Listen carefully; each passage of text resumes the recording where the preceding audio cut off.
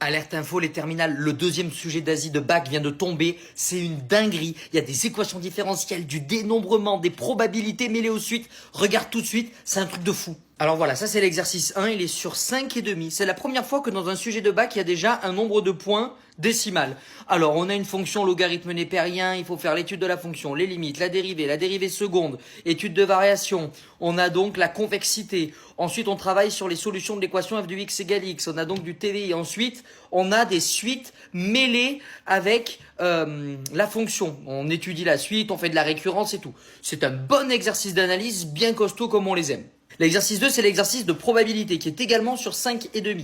Alors là, pour le coup, on a arbre de probabilité avec deux calculs de probabilité simples et ensuite, c'est mêlé aux suites. Regardez. On a donc des suites mêlées aux probabilités, suites arithmético-géométriques, un algorithme Python. Mais c'est surtout les exercices qui arrivent là qui vont beaucoup moins te plaire.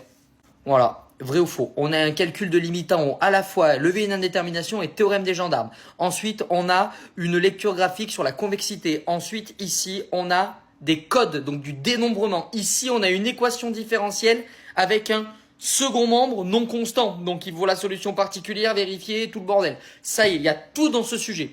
Et le dernier exercice, c'est de la géométrie dans l'espace. Il est plutôt classique, même si les dernières questions, il y a des relations avec des angles, avec des cosinus, qui sont pas très simples. En fait, ça leur permet de mettre une partie sur la trigonométrie, donc ils sont super heureux.